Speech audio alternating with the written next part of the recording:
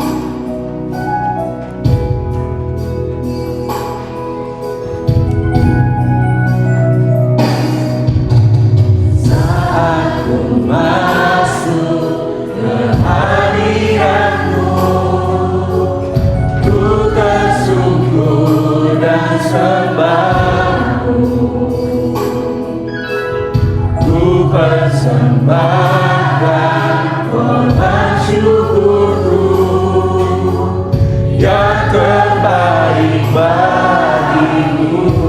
Ku bawa korban syukur ke tempat kudus-Mu Tuhan. Hatiku limpah dengan syukur, sebab Tuhan baik. Namanya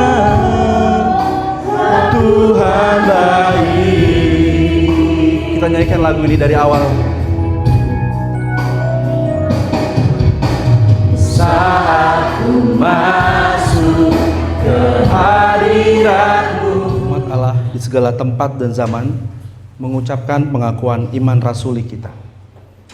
Aku percaya kepada Allah, Bapa yang Maha Kuasa, Khalik langit dan bumi. Aku percaya kepada Yesus Kristus, Anaknya yang tunggal Tuhan kita, yang dikandung dari Roh Kudus, lahir dari anak darah Maria, yang menderita di bawah pemerintahan Pontius Pilatus, disalibkan, mati dan dikuburkan, turun ke dalam kerajaan maut. Pada hari yang ketiga, bangkit pula dari antara orang mati, naik ke sorga, duduk di sebelah kanan Allah, Bapa yang Maha Kuasa, dan akan datang dari sana untuk menghakimi orang yang hidup dan yang mati. Aku percaya kepada Roh Kudus, gereja yang kudus dan am, persekutuan orang kudus, pengampunan dosa, kebangkitan daging, dan hidup yang kekal. Amin. Kita akan membacakan nats pembimbing kita yang diambil dari Imamat 26 ayat 3-4. Mari kita baca bersama-sama. Jikalau kamu hidup menurut ketetapanku dan tetap berpegang pada perintahku serta melakukannya, maka akan kuberikan hujan pada masanya, sehingga tanah itu memberi hasilnya, dan pohon-pohonan di ladangmu akan memenuhi buahnya. Kami persilakan untuk duduk kembali. Kita menyadari bahwa kita tidak sempurna. Kerap kali kita masih melakukan hal-hal yang kurang berkenan di hadapannya, baik perkataan, hati, pikiran maupun perbuatan. Oleh karenanya, marilah kita bersama secara pribadi mengaku dosa kita dan mohon pengampunan dari Tuhan. Mari kita berdoa. Amin. Mengikut Tuhan memang bukan selalu jalan yang mudah. Tetapi ketika kita berjalan bersama Tuhan, kita tahu bahwa hidup kita tidak akan sia-sia karena ada janji Tuhan yang menanti. Mari kita menyatakan komitmen kita untuk tetap setia mengiring Tuhan melalui pujian ini, Mahkota Kehidupan.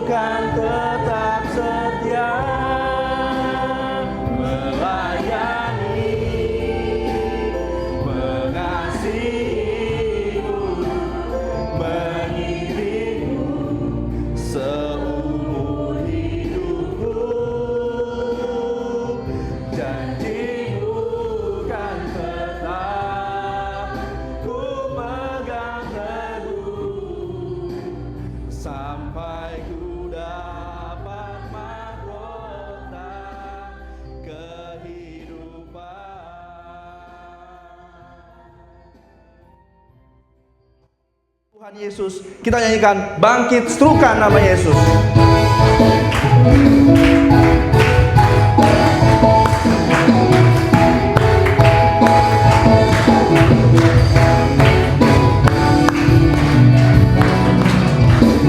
Bangkit serukan nama Yesus, maju nyatakan kuasanya.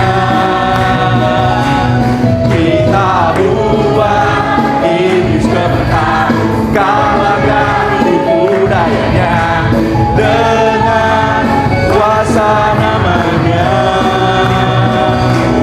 Nama Yesus, bukan nama Yesus,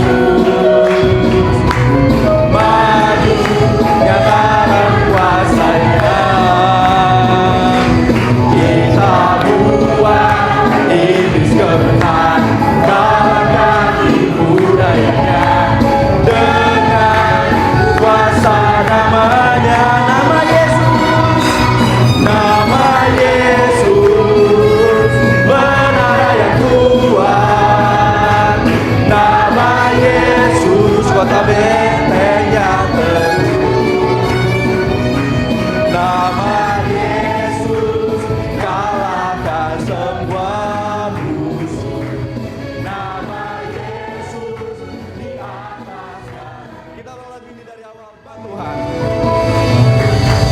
Puji nama Tuhan.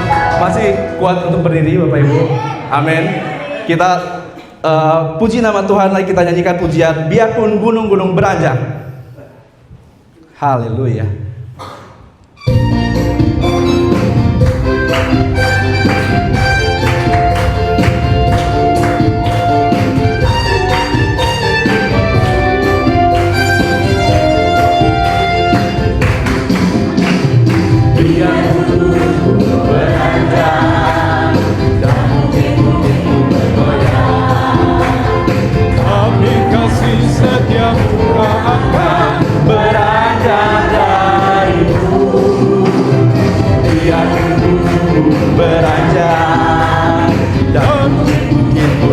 bergoyang.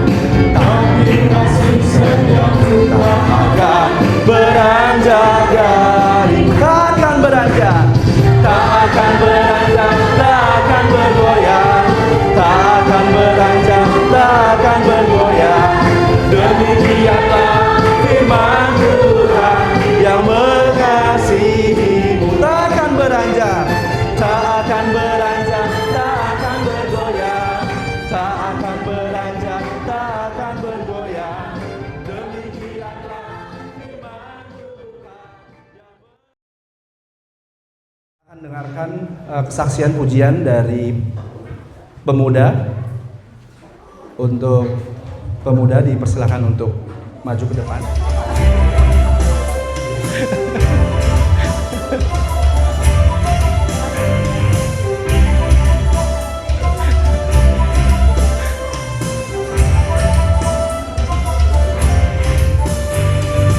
Kami yang telah ditebus dengan darah yang kudus, mengangkat pujian bagimu.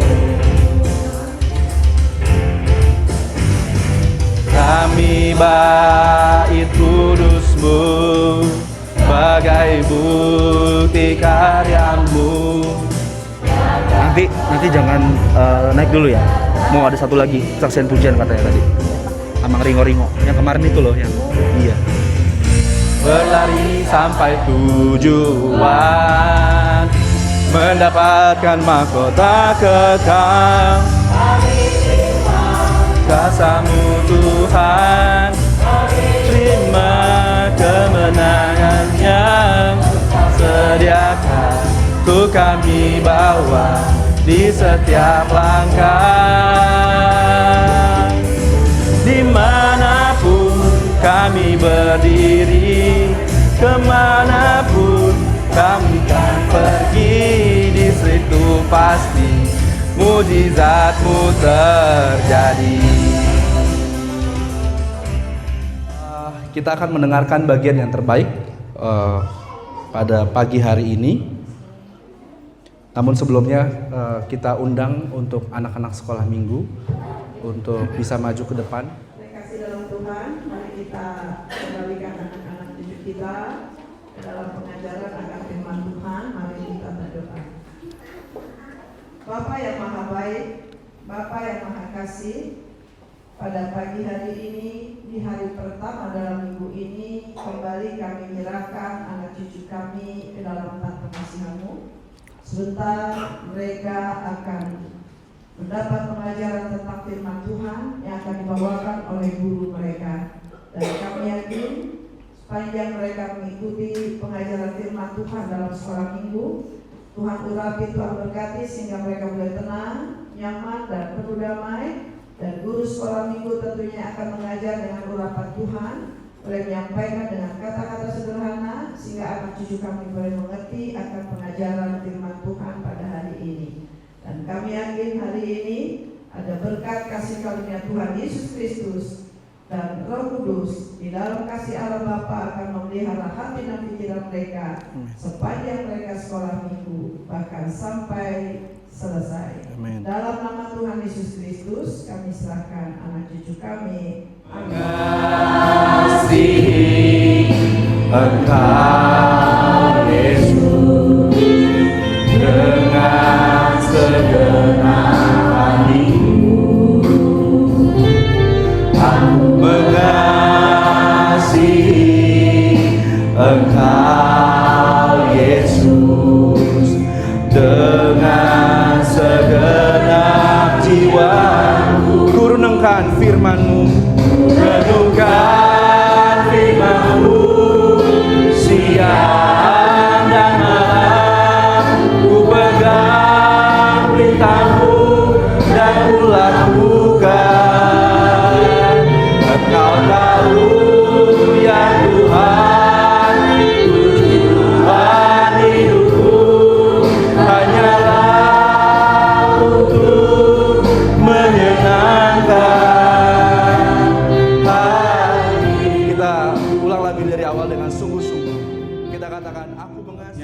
bagi kami Bapa di sorga untuk kembali membaca firman-Mu yang telah tertulis di Alkitab, menghayati pembacaan dan merenungkannya dalam pemberitaan.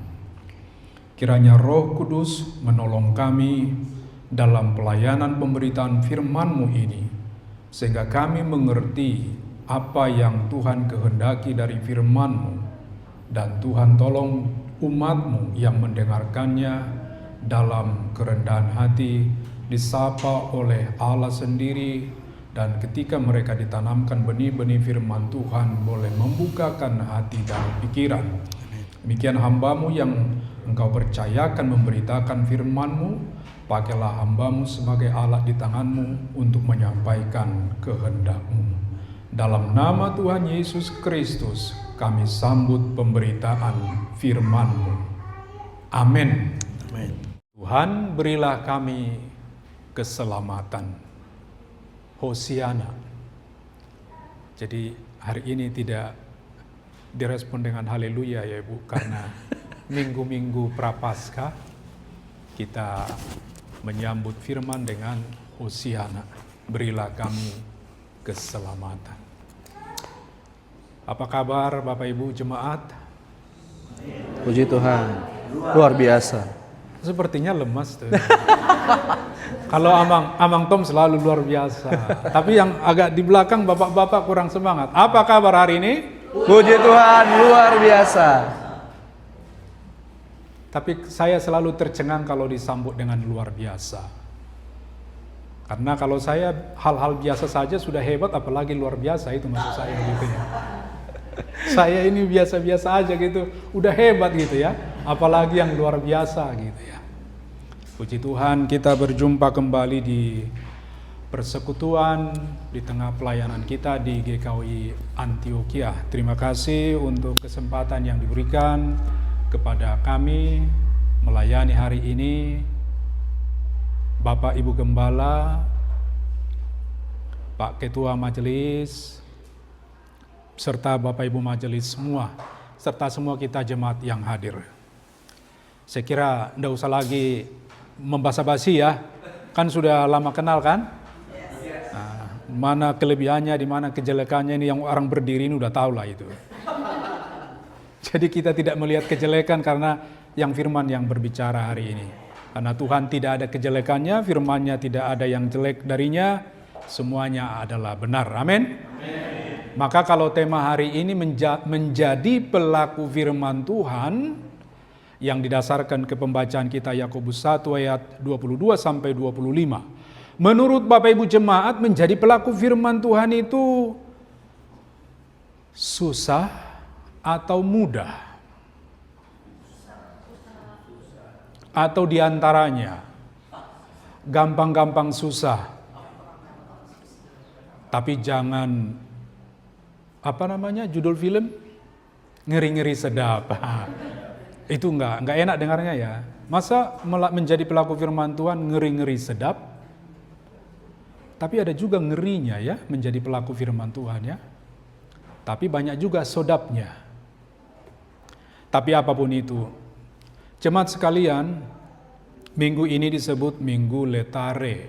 Kalau di almanak kita disebut Minggu Letare. Kalau Letare ini berdasarkan Yesaya 66 ayat 10a, artinya bersukacitalah. Tapi sekaligus minggu ini jemaat, bahwa kita sedang berada di minggu-minggu perenungan. Minggu-minggu perenungan sengsara Kristus. Minggu ini adalah bagian ketiga atau minggu Prapaskah yang ketiga. Jadi mohon kesabarannya. Agak teknis Pendeta Manalu bicara hari ini di pengantar ini. Karena kalau disebut Minggu Letare, lalu juga sekaligus Minggu Perenungan Prapaskah, kan mestinya kita cari apa hubungannya dengan tema, itu maksudnya. Jadi supaya tidak seperti tercerabut begitu saja, yang penting Minggu Letare, yang penting Minggu Perenungan, yang penting ini temanya. Saya kira kurang baik kalau seperti itu dalam kehidupan pengajaran gereja. Jadi mestinya memang harus kita cari hubungannya di mana. Ya kan? Tema hari ini menjadi pelaku firman Tuhan, di mana hubungannya dengan Minggu Letare, yaitu bersukacitalah, dan Minggu Perenungan Sengsara Yesus bagian yang ketiga. Jadi sebenarnya ini kesimpulan khotbah hari ini sebenarnya. Tapi supaya maksud saya tidak terlewat begitu saja, saya gunakan begini nih. Ada korelasi atau hubungan tema khotbah dengan minggu-minggu Prapaskah. Jadi khususnya dengan tema hari ini kalau boleh saya simpulkan begini. Menjadi pelaku firman Tuhan merupakan usaha yang tidak mudah. Mungkin kita bisa menderita untuk menjadi seorang pelaku firman Tuhan. Bisa mengalami penderitaan karena kita mau melakukan firman Tuhan. Tetapi kita tetap bisa bersukacita karena Kristus akan menolong kita untuk menjadi pelaku firman Tuhan.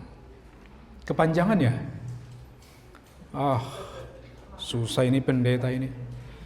Coba saya ulang lagi ya. Menjadi pelaku firman Tuhan merupakan usaha yang tidak mudah. Itu dulu yang pertama. Yang kedua, mungkin kita bisa menderita. Artinya karena melakukan firman itu kan kita menderita ya. Misalnya mencintai musuh, mengasihi musuh, menderita enggak ya? Menderita kan? Menderita batin itu. Iya. Jadi mungkin kita menderita untuk menjadi seorang pelaku firman. Itu yang kedua. Tetapi yang ketiga, kita tetap bisa bersukacita. Minggu Letare kan bersukacita.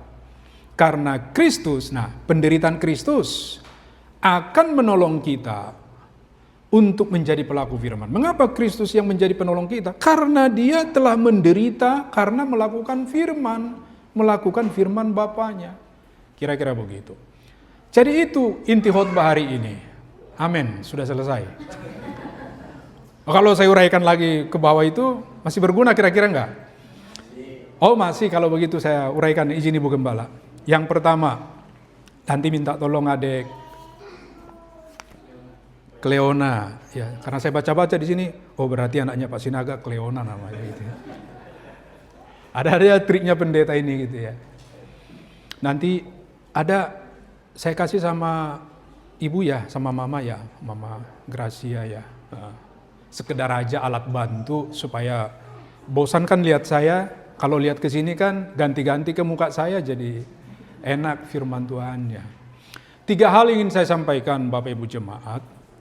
Yang pertama kalau begitu, dari kesimpulan yang disebutkan tadi berarti kalau disebut tema hari ini menjadi pelaku firman Tuhan, itu kan tidak tiba-tiba.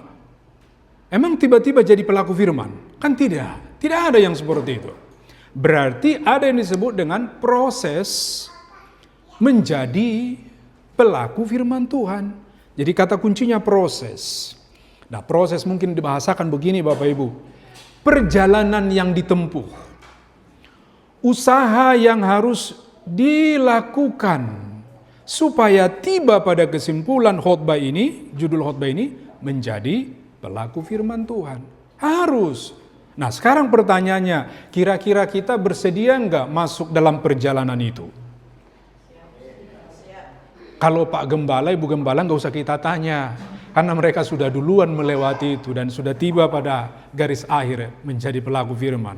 Tapi kita semua yang hadir secara umum, maksud saya Bapak Ibu, serius ini, kalau enggak direspon, sungguh-sungguh saya enggak usah khotbah lagi lah. Untuk apa? Lah untuk apa kalau nggak diresponi dengan baik, misalnya bersedia nggak dalam proses, nanti ngoceh aja pendeta Menalu, toh nggak ada yang mau bersedia kok, untuk apa kan gitu ya. Menurut Pak Sinaga bersedia ya semua jemaat ya. Kalau representasi dari jemaat Pak Sinaga bersedia katanya, itu beliau mewakili semua jemaat itu. Saya yakin, percaya saya, semua kita adalah orang-orang yang bersedia masuk dalam proses perjalanan menempuh usaha yang harus kita kerjakan untuk menjadi pelaku firman Tuhan. Nah, saya gunakan istilah saja ya, memudahkan saja. Semoga diingat nanti. Jadi waktu Bapak Ibu nanti bekerja nanti diingat-ingat aja nih gambaran-gambar sederhana ini kan. Saya sebut istilah yang pertama 5 tangga. Itu kan ada gambar tangga. Orang yang sedang menaiki tangga ya Bapak Ibu ya. Memang tangga itu lebih dari 5, tapi anggap aja itu 5. Tapi kan ada itu bendera merah paling puncak ya. Ya, itu artinya itulah ujungnya. Itulah menjadi pelaku firman. Sampai pada bendera merah. Tapi sebelum sampai kepada bendera merah kan harus melewati yang pertama itu memiliki. Coba adik Cleona. Ya. Semua punya Alkitab ya, memiliki firman Tuhan, berarti memiliki Alkitab. Karena yang kita baca, firman Tuhan yang kita baca hanya di Alkitab kan? Tidak ada di kitab-kitab lain bukan? Tidak ada di buku lain kan? Satu-satunya firman yang bisa kita temukan adalah dari Alkitab. Bapak Ibu, semua punya Alkitab atau ada yang masih belum punya Alkitab? Oh iya, tidak punya Alkitab gitu maksudnya? Ibu Gembala sudah cek kayaknya semua jemaat punya Alkitab atau tidak ya? Iya, harus punya Alkitab kan? Alkitabnya mau buku seperti ini atau mau HP. Tapi sebenarnya kalau saya itu memang HP itu bisa memuat Alkitab, tapi saya tidak terlalu suka membaca firman Tuhan atau Alkitab itu di HP, di elektronik, tidak. Saya tidak menyukai. Itu saya tidak mengatakan saya orang yang paling benar, bukan itu maksudnya. Saya lebih suka membaca firman Tuhan di Alkitab, maksudnya di buku seperti ini. Jadi saya berdoa supaya dicetak terus Alkitab. Begitu, supaya saya terus membaca firman di Alkitab. Jadi sudah dipastikan semua punya Alkitab ya, memiliki Alkitab ya. Nah, kalau memiliki Alkitab, memiliki firman. Oke, tapi itu baru memiliki firman kan? Yang kedua, tangga kedua, membaca firman Tuhan. Jadi Alkitab itu harus dibaca kan Bapak Ibu? Benar dibaca Alkitabnya? Benar itunya? Nah kalau dari senyum-senyumnya kayaknya lebih banyak membaca yang lain ini daripada baca Alkitab. Oke, jadi sudah dibaca ya Alkitabnya dan harus dibaca ya. Kalau begitu yang ketiga, tangga ketiga. Nah ini nih makin berat ya. Mengerti firman Tuhan. Artinya mempelajari Alkitab. Ayo angkat tangan dulu. Siapa yang serius mempelajari Alkitab? Itu seperti di gambar itu. Dia serius baca Alkitab. Coba kalau kembali ke gambar yang kedua tadi deh, Cleona. Kalau itu kan bisa saja seperti membaca novel, membaca koran Kompas gitu kan, lewat. Tapi kalau yang ketiga, dia sudah ambil pulpennya, sudah baca ulang-ulang. Tetapi hendaklah kamu menjadi pelaku firman. Apa artinya ya? Dia cari alat lain untuk memahami apa ini ya. Kira-kira begitu kan? Dicatat gitu. Kalau di sini di GKW Antioquia ada pemahaman Alkitab ya disampaikan Ibu Gembala pasti ya. Pastikan kalau suatu waktu belajar pemahaman Alkitab berarti ini seperti ini nih Bapak Ibu nih. Mempelajari Alkitab. Memang kalau Bapak Ibu jemaat sebagai jemaat biasa mempelajari Alkitab tidak harus nanti supaya jadi seperti para pendeta belajarnya sampai pusing gitu ya. Sampai rambutnya tercabut, sampai ubanan gitu kan. Sampai matanya seperti ini, matanya pendeta karena baca banyak buku. Bukan harus seperti itu maksudnya. Tapi mempelajari Alkitab artinya ingin tahu apa sebenarnya yang dimaksud dengan Alkitab ini. Bukan ingin tahu apa yang dimaksud Tuhan melalui pendeta Manalu. Bukan, beda itu. Apa yang Tuhan ingin sampaikan ke saya, maka saudara harus membacanya. Bukan meminta Pak Manalu mengkhotbahkannya, bukan. Hari ini khotbahnya Pak Manalu khotbah karena memang ditugaskan berkhotbah, tapi mempelajari firman, bukan meminta Pak Manalu tolong pelajari untuk saya sampaikan ke saya. Enggak ada itu. Yang ada adalah semua jemaat itu harus mempelajari. Sudah sampai kepada yang ketiga? Berat ya. Sekarang yang keempat. Kalau sudah sampai pada ketiga berarti kita ada kemauan menghayati firman, menikmati firman. Kata menghayati jangan dilewatkan begitu saja. Kata menghayati dari kata apa Bapak Ibu? Hayat. Apa itu hayat? Tubuh kita. Iya. Kalau disebut kalau dulu itu ada ungkapan begitu, sepanjang hayat di kandung badan. Apa itu Bapak Ibu? Iya kan? Berarti firman itu harus merasuk. Mana lebih baik ya? Merasuk atau meresap? Lebih dalam lagi merasuk. Makanya disebut menikmati firman. Akulah roti hidup. Jadi kalau kita baca Alkitab hari ini, kita bukan hanya sedang membaca, mempelajari, tapi sampai tiba pada menikmatinya. Bapak Ibu tahu menikmati saksang? Rasanya sampai ke darah kita itu ada bunyi-bunyi ya, saksang gitu kan. Getarannya gitu kan. Betul enggak, Inang? Betul kan? Makan nani arsik kan? Iya, di diri kita itu kayak ada itu arsik itu kayak ada gitu maksudnya. Tahu nggak kira-kira merasuknya begitu? Firman itu pun harus begitu. Jadi sepertinya memang kalau tiba pada menikmati atau menghayati firman itu harus merasuk. Jadi kalau bahasa yang lebih puitisnya itu sampai ke tulang-tulang kita, kata pemazmur. Sampai ke tulang-tulang kita, sampai ke saraf-saraf kita, sampai ke darah kita. Lalu tiba sampai langkah yang kelima apa? Melakukan firman. Cobalah kita lihat seperti gambar ini, contoh ini kan, bagaimana Yesus melayani orang, bagaimana Tuhan Yesus merendahkan hatinya, mencuci kaki murid-muridnya. Yesus itu tidak tepat mencuci kaki murid-murid secara moral, secara sosial, tidak. Tapi dia melakukan itu untuk mempraktekkan firman Tuhan. Jadi ini yang disebut 5 tangga. Coba kita ulang. 1.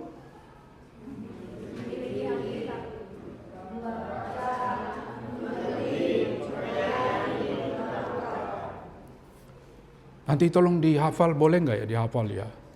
Dihafal. Yang pertama, memiliki. Yang kedua, yang ketiga, yang keempat, yang kelima. Coba kita angkat.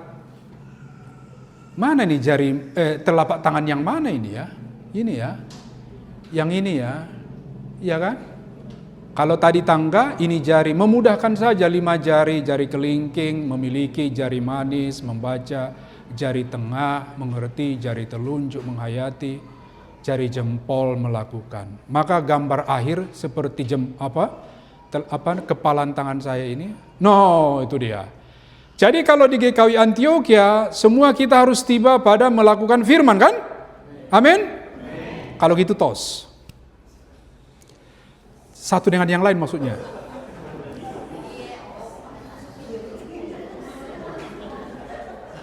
Iya kan?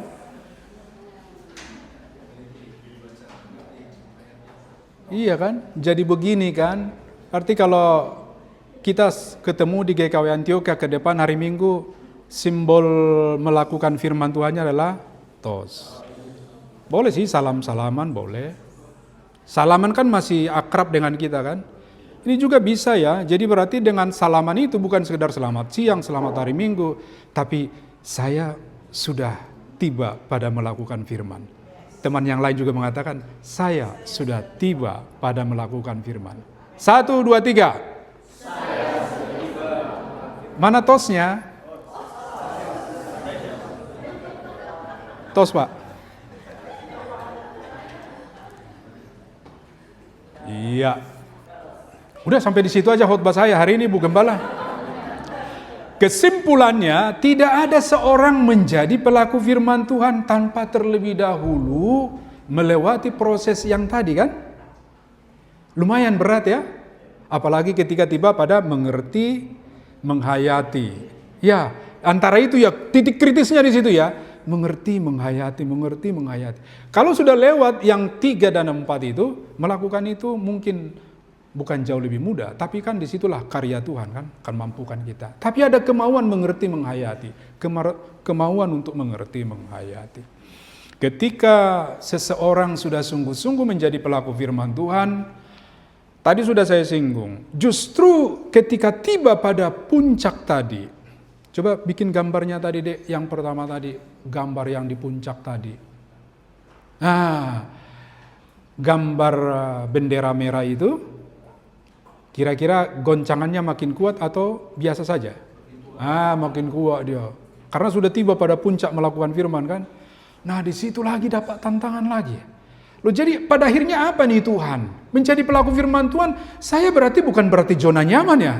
Iya, nggak ada zona nyaman. Ternyata justru maksud Tuhan adalah karena setelah engkau melakukan firman, akan ada tantangan-tantangan. Ada berbagai halangan, rintangan, kesusahan hidup ini akan menggoncangkan kamu. Digoncang ke sana, digoncang ke sini, goncang kiri, goncang kanan. Tapi perhatikan, walaupun dia tergoncang, karena sudah tiba melakukan firman dan ada Tuhan yang menolong kita, dia tetap kokoh. Pada akhirnya seperti itu. Itu yang pertama. Berarti kalau mau menghayati tema hari ini menjadi pelaku firman Tuhan, maka kita harus bersedia masuk dalam proses untuk menjadi pelaku firman. Yang kedua, pelaku firman Tuhan ialah seorang yang menyangkal dirinya. Makin berat ini ya. Tapi coba perhatikan ya Bapak Ibu ya. Adik Cleona jangan gambar ini ya, biar nanti kita selalu ada di situ ya.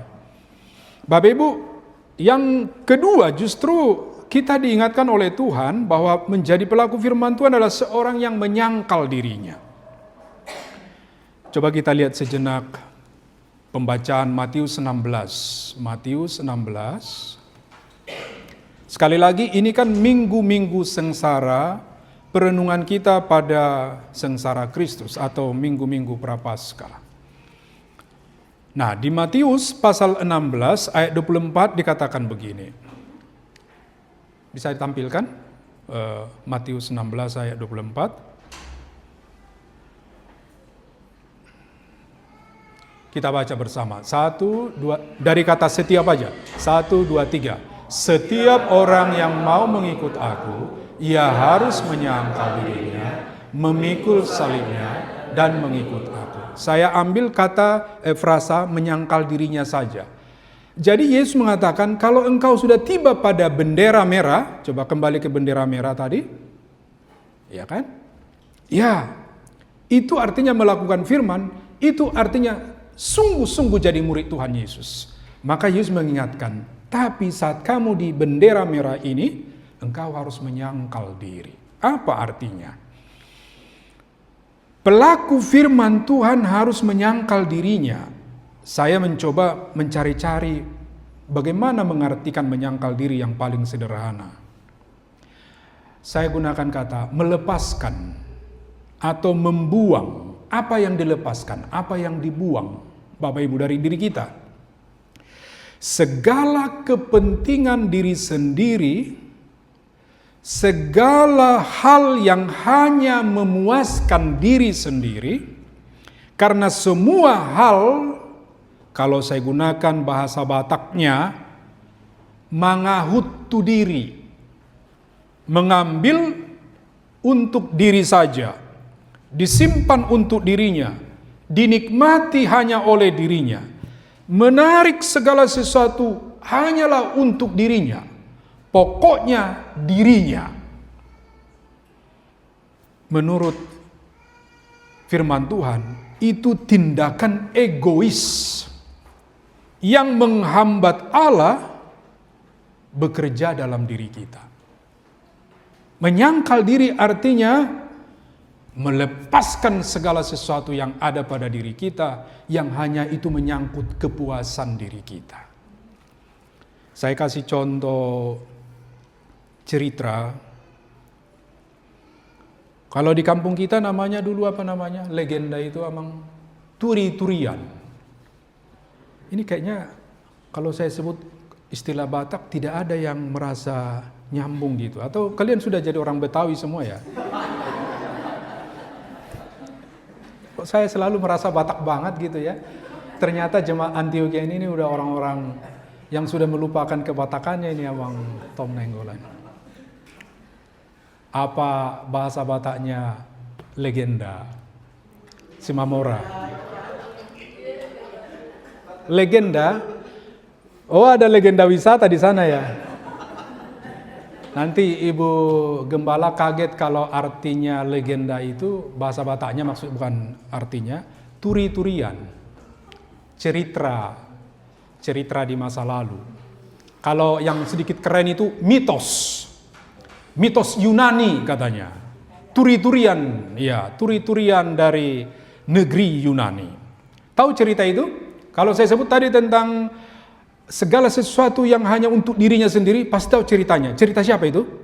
Mitologi itu? Cleona? Generasi Z itu tahu ceritanya. Yang kalau ketemu bilang sama temannya apa? Narsis lu. Ya. Udah tahu siapa? Narcissus. Itulah bahasa Indonesianya. Nulisnya Narcissus. Narcissus mungkin lebih memudahkan begitu. Nah, apa legenda turi-turian atau mitologi Yunani tentang Narcissus ini? Dia ini disebut sebagai anak dewa. Oh, anak dewa kan? Kebetulan anak dewa ini wajahnya sangat tampan sekali. Narcissus ini tampan dia. Memang dia diberkati dengan ketampanan wajahnya. Laki-laki ini kan? Nah, seperti biasa dia bertumbuh berkembang menjadi dewasa. Dan dia seorang yang taat kepada bapaknya, dewa itu. Dia berada di sekitar istana dan di situ saja dia bermain-main di sekitar istana dewa ini, ayahnya ini. Nah, dalam perkembangan selanjutnya, suatu waktu di usia dewasanya, Narcissus ini berada di telaga luas di depan istana ayahnya ini. Kemudian tiba-tiba dia memandang suatu wajah di kolam itu. Dia kaget. Ini wajah siapa? Dia terus memandang wajah di air kolam itu. Singkat ceritanya Bapak Ibu, Narcissus ini jatuh cinta pada wajah yang ada di kolam itu. Yaitu siapa? Dirinya sendiri. Sebenarnya kalau menceritakan lebih dramatis, pasti ada orang yang cocok menceritakan. Saya membatasi diri untuk tidak mendramatisir cerita ini. Tetapi kemudian karena dia tidak sadar bahwa sebenarnya dirinya yang dia lihat itu, dia tenggelam ke kolam itu. Tidak lama kemudian muncullah bunga yang sangat indah. Orang Yunani menyebut nama itu bunga Narcissus. Apa pesan moral dari cerita ini? Betapa berbahayanya Bapak Ibu hanya mencintai diri sendiri. Coba tanya pada diri sendiri sekarang. Aku mencintai diriku, hanya diriku, hanya diriku, hanya diriku. Saya tidak peduli dengan siapa di teman segerejaku, siapa tetanggaku, siapa teman serumahku, siapa bapak ibu gembalaku, siapa majelis gerejaku. Yang penting aku. Ceritanya akan sama seperti Narsis. Bapak ibu akan tenggelam di kolam kehidupan ini. Berbahaya hanya mencintai diri sendiri. Itu namanya narsisme. Narsis lu, kata teman Cleona kan, ke teman yang lain. Egoisme. Orang yang hanya mencintai dirinya sendiri tidak bermanfaat, Bapak Ibu. Tidak ada manfaatnya orang yang hanya cinta pada dirinya dalam kehidupan ini. Nggak ada manfaatnya. Kalau bahasa gereja kita, bahasa rohaninya apa? Tidak menjadi berkat. Dia tidak menjadi berkat bagi keluarganya. Tidak menjadi berkat bagi sesamanya. Tidak menjadi berkat di tengah-tengah komunitas gereja. Tidak menjadi berkat di tengah bangsa ini. Tidak menjadi apa-apa dia. Udah, siapa yang mau memikirkan dirinya, membangun bagi dirinya suatu kerajaan, harta kekayaan segala macam, tapi untuk dirinya, dipastikan dia persis seperti kisah hidupnya Narsis. Tidak bermanfaat apa-apa. Maka disebut tadi di pembacaan kita di ayat 22, sebab jika tidak demikian kamu menipu diri sendiri. Menipu diri sendiri itu. Hanya mencintai diri, hanya mengasihi diri, hanya kepentingan dirinya yang selalu utama. Itu menipu diri sendiri. Dan ayat 23-24 tadi yang kita baca tadi ya, gambarannya di situ. Ia adalah seumpama seorang yang sedang mengamati mukanya yang sebenarnya di depan cermin. Baru saja ia memandang dirinya ia sudah pergi, atau ia segera lupa bagaimana rupanya.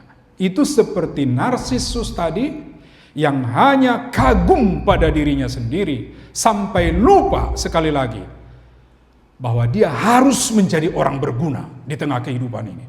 Dan dia lupa memberkati sesamanya.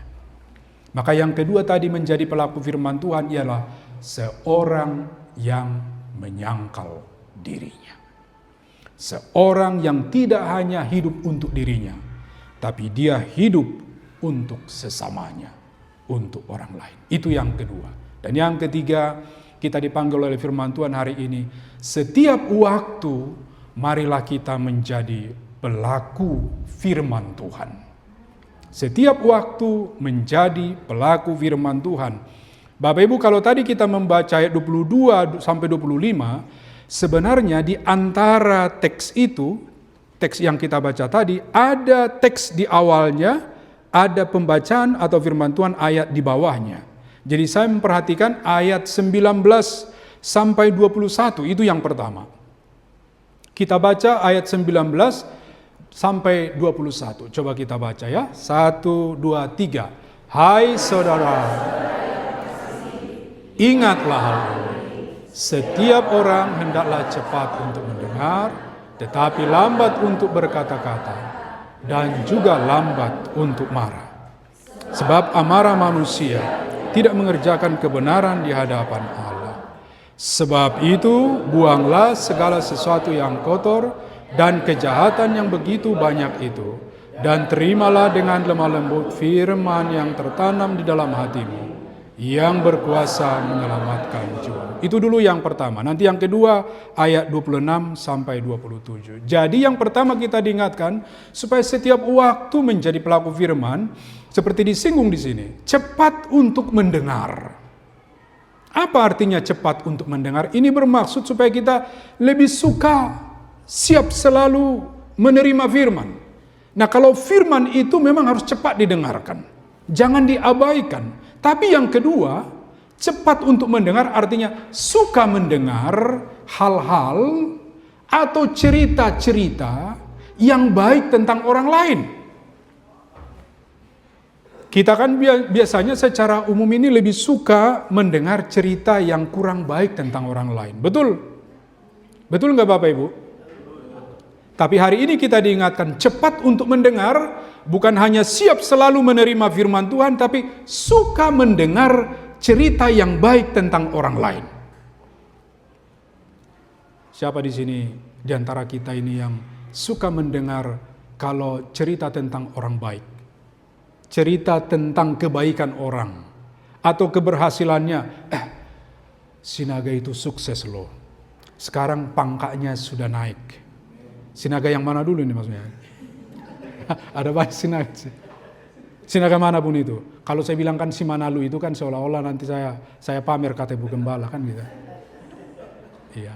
Atau si Tompul itu gitu ya. Si Tompul itu udah sukses dia sekarang.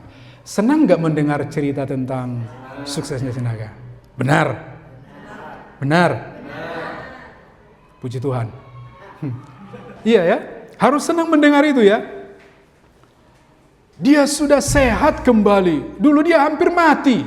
Gitu kan? Dia sehat kembali. Senang gak mendengar ceritanya?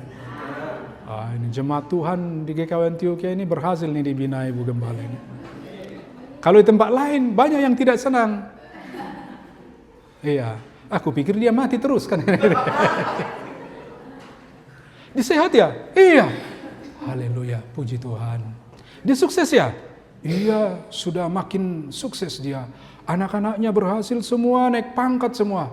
Aduh, puji Tuhan. Terima kasih Tuhan, Engkau memberkati dia. Itu artinya cepat untuk mendengar. Ya, Bapak Ibu cepat untuk mendengar. Tapi juga dikatakan lambat berkata-kata. Nah ini nih, ini serius, agak serius ini ya. Memang serius firman Tuhan ya, bukan agak ya. Bapak Ibu coba kalau kita lihat rupanya si penulis surat ini, Yakobus ini berhasrat nanti menjelaskan kata-kata, maksud saya lambat untuk berkata-kata ini di dalam penjelasan yang panjang di pasal 3, tapi tidak usah kita baca semua. Minta tolong Cleona mungkin ambil Yakobus 3-nya supaya ini menegaskan apa yang disebut dengan lambat berkata-kata. Yakobus 3. Judulnya di situ dosa karena lidah.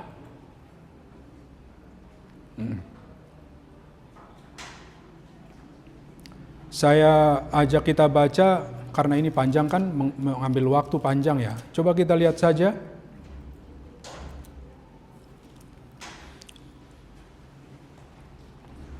Ayat 5. Ayat 5. Kita baca Bapak Ibu. 1, 2, 3. Demikian juga lidah, walaupun suatu anggota kecil dari tubuh, namun dapat memegahkan perkara-perkara yang besar. Lihatlah betapa kecilnya api, ia dapat membakar hutan. Lanjut ayat 6. Lidah pun adalah api. Sampai di situ saja. Kita pasti sudah mengerti maksudnya itu kan? Ayat 8. 1, 2, 3. Tetapi tidak seorang pun berkuasa.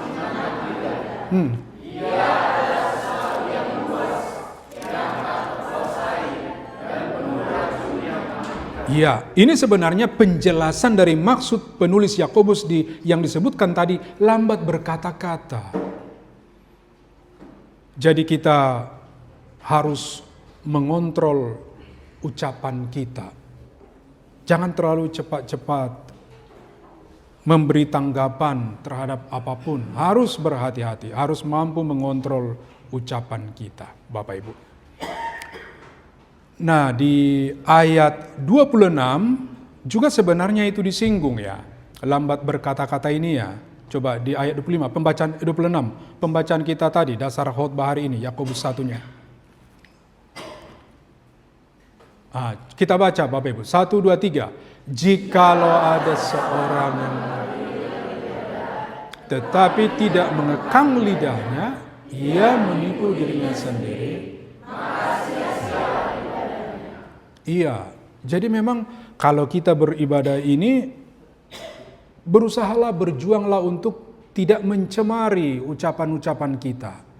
Karena kita kan mulai ibadah diajak di Turgos tadi, mari kita sembah Tuhan, mari kita muliakan namanya. Masuk lagi ada pengakuan dosa, kita sudah mohon ampun kepada Tuhan dengan perbuatan dosa kita. Kita dengar firman, kita pulang menerima berkat Tuhan. Tapi toh, ini kita tak bisa kita kendalikan ucapan-ucapan kita. Kalau menurut firman Tuhan, ternyata ibadah kita tadi jadi sia-sia dong. Ya kan? Udah rapi-rapi dari rumah, udah setelannya mantap. Mau kemana Bu? Mau ke gereja, kan gitu kan? Udah dengan segenap hati menyembah Tuhan dan seterusnya. Menggunakan waktu 2 jam untuk bersekutu. Tapi kalau sampai seperti ini yang terjadi, kita diingatkan hari ini, sia-sia ibadah kita. Oke lah, bisa saja kita gagal ya suatu waktu ya, karena satu dan lain hal kita tidak bisa mengekang lidah kita sehingga ibadah kita gagal. Tapi jangan lagi hari Minggu, jangan lagi minggunya berikutnya, jangan sepanjang tahun begitu kan? Sudah Natal, sudah Paskah, tetap aja nggak terkendali ini lidah, kan kira-kira. Sehingga sepanjang tahun ibadah kita menjadi sia-sia. Apa Bapak Ibu mau seperti itu? Tidak, pasti tidak. Nah, berikutnya dikatakan oleh firman Tuhan, lambat untuk marah. Ini halak kita ini kan kerjanya marah terus ini kan. Kok tidak ada yang tersinggung dengan ucapan saya? Enggak, kalau di jemaat di Antioquia enggak ada yang suka marah ini. Tapi suka mengendalikan amarah, betul? Iya, haleluya. Jadi betul itu, lambat untuk marah. Karena disebut itu, juga lambat untuk marah. Cepat mendengar, lambat berkata-kata, lambat untuk marah.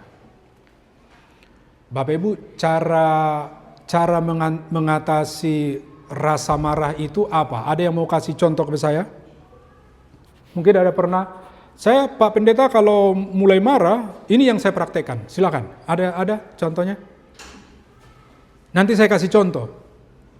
Serius, contoh yang saya lakukan ini berulang-ulang saya lakukan, saya berhasil ya. Apa Bapak Ibu? Silakan. Emang di sini nggak ada yang pernah marah? Alah, kalau di gereja semua, kalau di rumah, mana ikan? Hah? Mana makanan Bapak? Hah? Itu kan? Mana kopi Bapak? Gitu kan? Gitu ya? Oh iya katanya.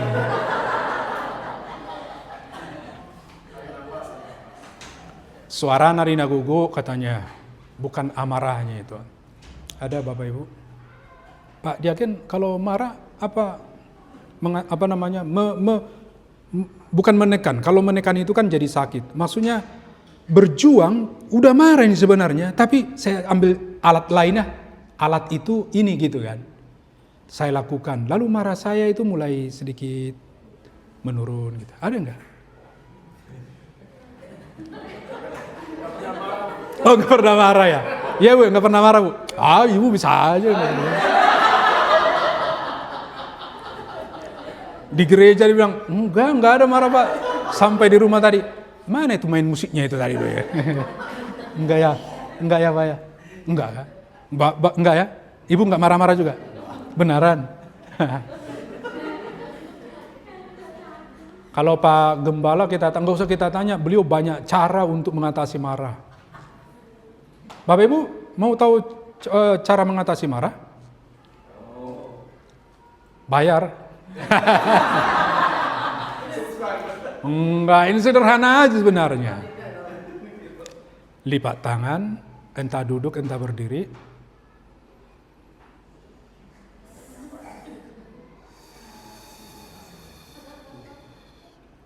Mana sempat Pak Pendeta? Gitu. Orang-orang piring udah kelempar ke saya. Justru karena sudah sampai piring itu ke sini, itu waktunya tenang.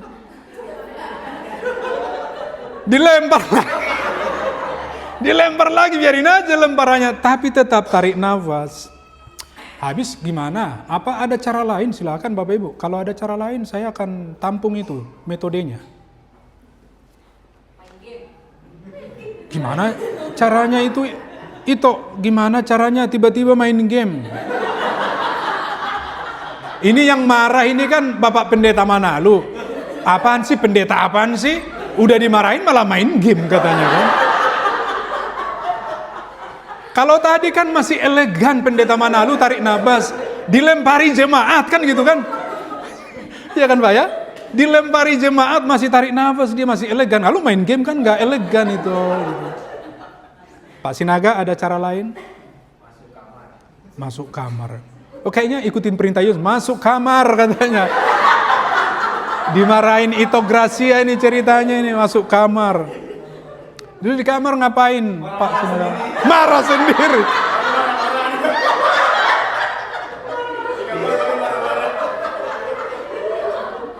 Dimarahin Ito Gracia, masuk kamar dipanggil Cleona, dimarahin Cleona.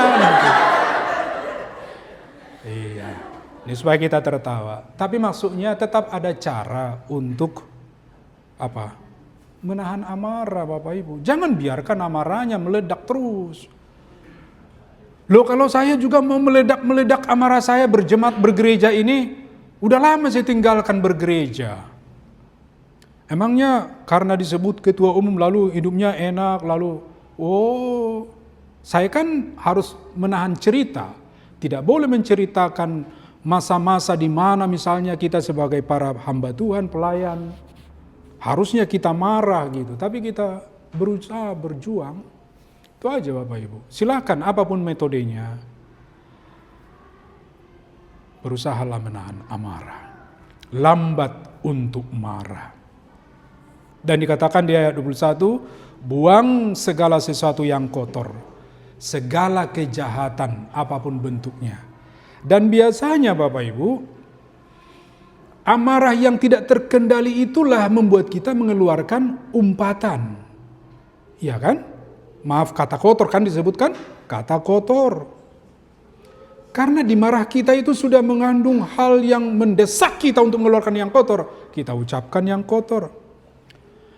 Bukankah kalau kita lihat di media-media, di berita-berita, temannya, sahabatnya membunuh sahabatnya. Kok bisa gitu kan? Kalau pikir ini berarti karena dia tidak menahan amarah.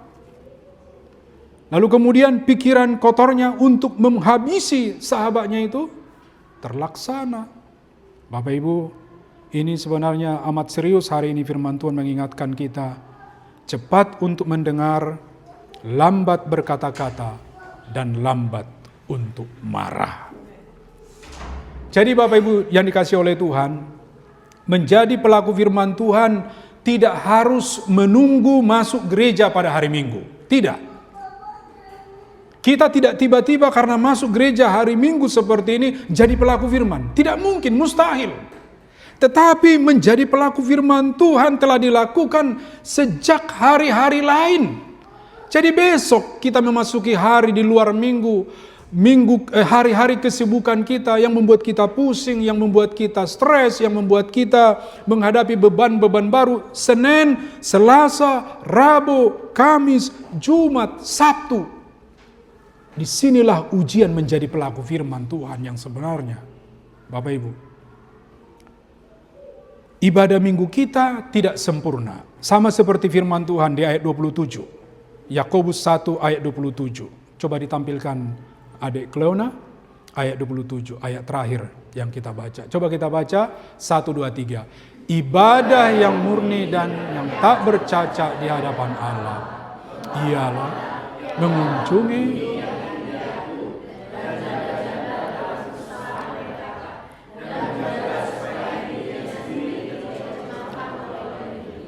karena tadi mungkin kita salah bicara, kita tidak mengontrol ucapan kita, menjadi ibadah kita sia-sia. Maka benar firman ini, ibadah yang murni yang tak bercacat, bukan ibadah hari Minggu, bukan.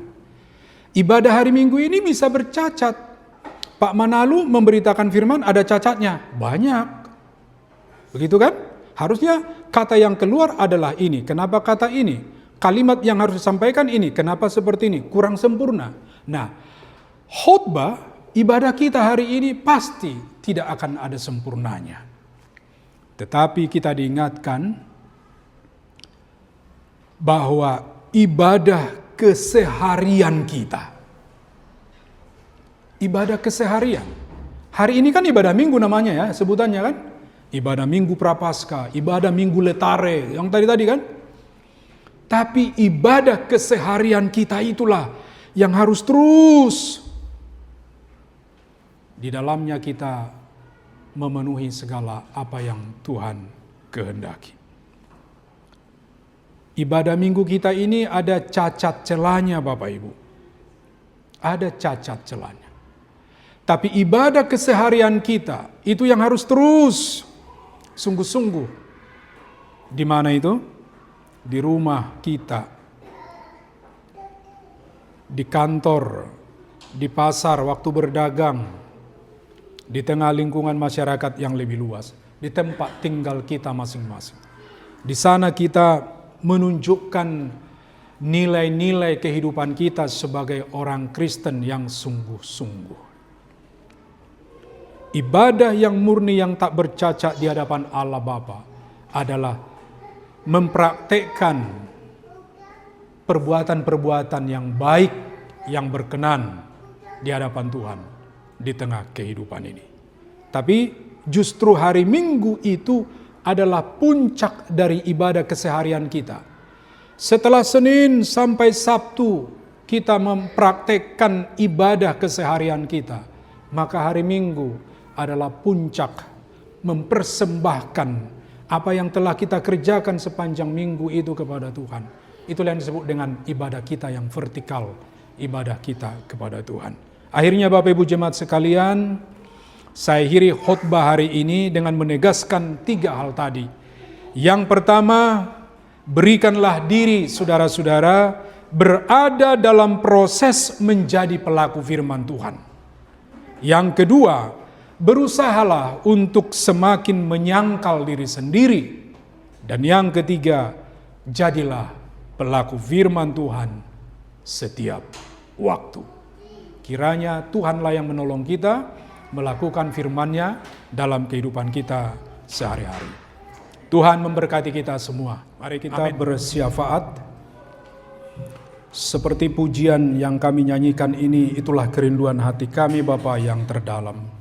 Sesungguhnya kami ingin menyenangkan hati-Mu dalam kehidupan ini. Dan itulah panggilan-Mu lewat tema khotbah hari ini yang sudah diberitakan kepada kami untuk menjadi pelaku firman Tuhan. Kami menyadari Bapa, menjadi pelaku firman Tuhan tidaklah merupakan berada di ruang hampa. Menjadi pelaku firman Tuhan tidak turun dari langit. Menjadi pelaku firman Tuhan kami menyadari butuh proses. Tolonglah kami semua untuk sungguh-sungguh memiliki firman. Memiliki Alkitab sebagai firman. Membaca firman-Mu. Mempelajari firman-Mu. Menghayati firman-Mu. Dan karena itu kami percaya Tuhan memampukan kami melakukan firman. Bapa di sorga, tolong kami melakukan kehendak firman-Mu hari ini, supaya kami menjadi pribadi yang tidak egois, tidak hanya memikirkan diri kami sendiri, karena hidup yang memikirkan dirinya sendiri adalah hidup yang tak berguna. Maka hidup yang berguna adalah jika hidup diri kami ini kami gunakan untuk kepentingan bersama, untuk melayani bersama, untuk menjadi berkat bagi sesama. Karena itu mampukan kami sekali lagi, supaya kami menjadi pribadi-pribadi yang taat, melakukan firman-Mu setiap waktu, di tengah kehidupan ini, di hari Senin sampai Sabtu, hingga kami tiba berjumpa di hari Minggu, memuliakan nama-Mu dalam ibadah seperti ini. Ini harapan dan doa kami Bapa, supaya kebenaran firman-Mu tidak sia-sia hari ini. Tolonglah kami semua mengerjakan itu di dalam kehidupan kami masing-masing. Berkatilah GKI Antioquia, berkati pertumbuhan, pelayanan, kesaksian, dan persekutuan di dalamnya. Juga penata layanan yang dikerjakan oleh hamba-hamba-Mu, Bapak Ibu Gembala, bersama Ketua Majelis, bersama seluruh majelis, supaya GKI Antioquia bertambah-tambah bilangan orang-orang yang percaya kepada Tuhan, bertambah-tambah juga berkat-berkat di tengah-tengah kehidupan pelayanan di tempat ini. Jadikan GKI Antioquia menjadi berkat di tengah lingkungan di sekitarnya, juga khususnya di tengah-tengah lingkungan komunitas Sinode Gereja Kristen Okumene Indonesia. Memberkati Bapak Gembala, Abang Pendeta Tom bersama Ibu Gembala, Ibu Pendeta Sri Supena dengan kesehatan yang baik dan hikmat dan kesanggupan untuk melanjutkan tugas-tugas pelayanan yang Tuhan percayakan kepada beliau berdua. Memberi kesehatan kepada Ketua Majelis Bapak Penatua Sinaga bersama majelis yang lain dalam semua mengerjakan tugas pelayanan di tengah-tengah GKI Antioquia ini. Memberkati seluruh jemaat yang hadir hari ini maupun yang tidak hadir, supaya kehidupan mereka boleh senantiasa bersuka cita oleh karena berkat Tuhan boleh ada di tengah-tengah kehidupan mereka. Kami berdoa untuk kesehatan mereka, studi anak-anak, dan keluarga demi keluarga. Bagi mereka yang belum bekerja, diberi Tuhan kesempatan bekerja. Bagi mereka yang belum menemukan pasangan hidup, Tuhan pertemukan mereka dengan pasangan hidup yang terbaik. Bagi mereka yang sakit, Tuhan pulihkan kesehatan mereka. Bagi mereka yang berulang tahun, kami membaca jemaat yang berulang tahun di bulan Maret, Dan hari ini secara khusus tanggal 15 Maret ada Bapak Pendeta Saint Andronikus Nainggolan yang berulang tahun hari ini. Tuhan berkati beliau dalam panggilannya sebagai gembala, sebagai seorang profesional, sebagai kepala rumah tangga dalam hidupnya. Karuniakan yang terbaik bagi hidup beliau.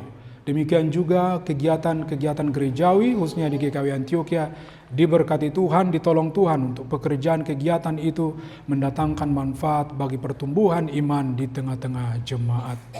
Peningkatan status tanah di lingkungan gereja, Tuhan menolong dan memberkati bangsa dan negeri kami Indonesia ini, pemimpin-pemimpin kami untuk memimpin bangsa ini dengan baik dan benar, mengangkat derajat bangsa dan negara kami Indonesia ini. Ini doa syafaat kami. Doa syafaat kami tidak sempurna, mohon sempurnakan dalam nama Putramu Tuhan Yesus Kristus yang mengajarkan kami doa yang sempurna. Demikian, Bapa kami yang di sorga, dikuduskan namamu, datanglah kerajaan-Mu, jadilah kehendak-Mu di bumi seperti di sorga. Berikanlah kami pada hari ini makanan kami yang secukupnya, dan ampunilah kami akan kesalahan kami. Kami persembahan dulu.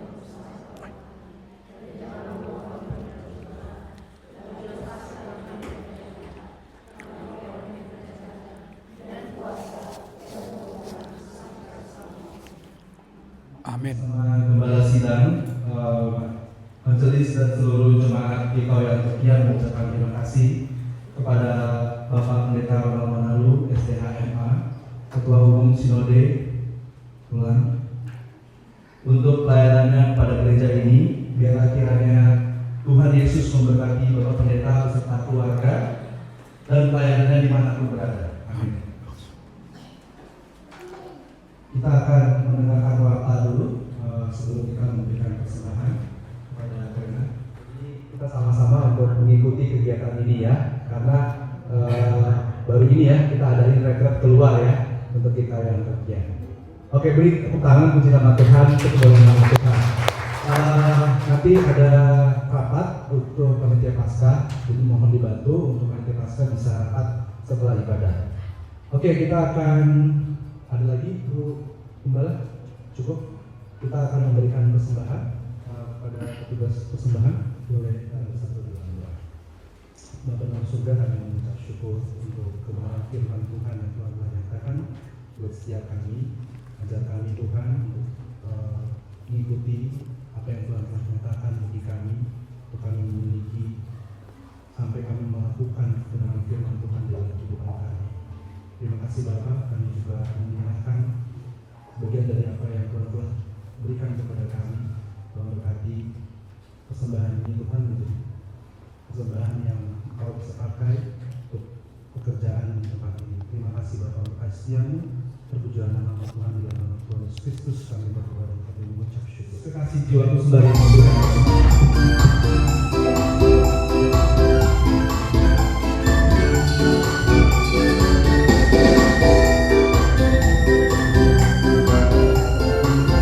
Yesus kekasih jiwa, jiwaku sungguh ku percaya padamu, karena kasih-Mu padaku memberi dosamu.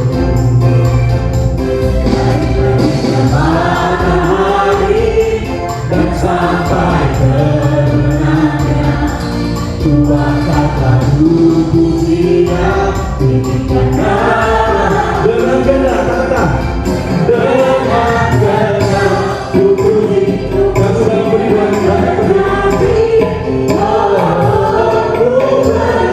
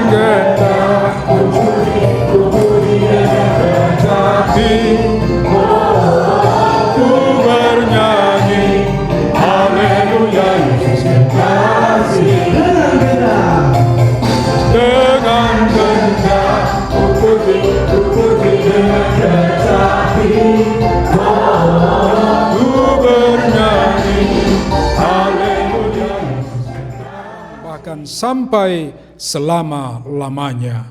Amin. Kami memuji kebesaran